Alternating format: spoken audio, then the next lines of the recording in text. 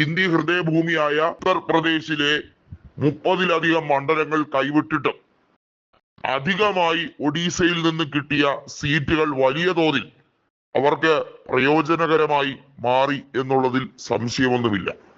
പക്ഷേ ധർമ്മേന്ദ്ര പ്രധാൻ പാർട്ടി വിടുകയാണെങ്കിൽ ഇതിൽ പല എംപിമാരും പ്രധാനോടൊപ്പം പങ്കുചേരാനുള്ള നീക്കവുമായാണ്.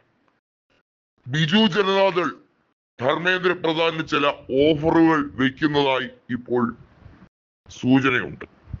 ധർമ്മേന്ദ്ര പ്രധാൻ BJPയുടെ ഒഡീസയിലെ ഏറ്റവും മികവാർന്ന നേതാവായി തന്നെയാണ് കണക്കാക്കപ്പെടുന്നത്.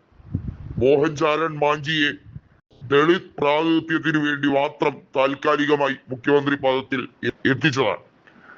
എന്നാൽ ധർമ്മേന്ദ്ര പ്രധാന്റെ കാര്യം അങ്ങനെയല്ല.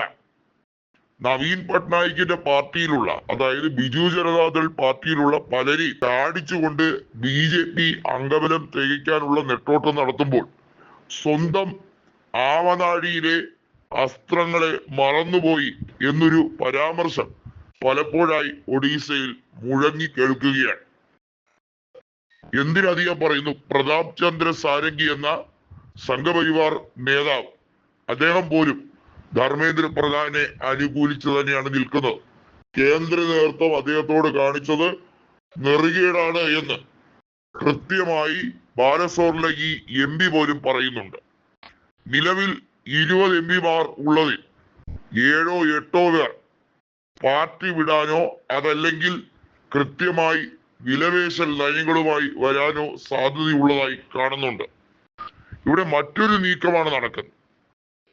അതായത് ഒഡീസയിൽ ഇപ്പോൾ മുഖ്യ പ്രതിപക്ഷ നീക്കം കോൺഗ്രസിന്റെ നേതൃത്വത്തിലാണ്.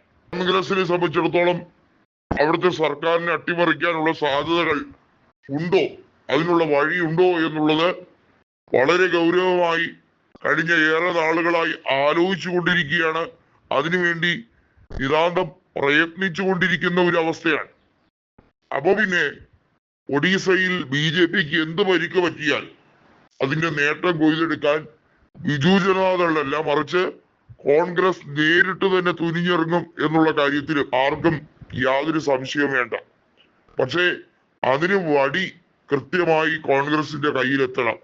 അവരുടെ കയ്യിൽ ഒരു ബാറ്റൺ കിട്ടിയാൽ മാത്രമേ അതുകൊണ്ട് റിലേ മത്സരത്തിൽ പങ്കെടുക്കുന്ന മാതിരി ഓടാൻ പറ്റുകയുള്ളൂ. ഇപ്പോൾ കോൺഗ്രസിന്റെ കയ്യിൽ കിട്ടിയിരിക്കുന്ന ഒരു ഊന്നുവടി തന്നെയാണ് പ്രധാന്റെ ഈ ഒരു ഇഷ്യൂ.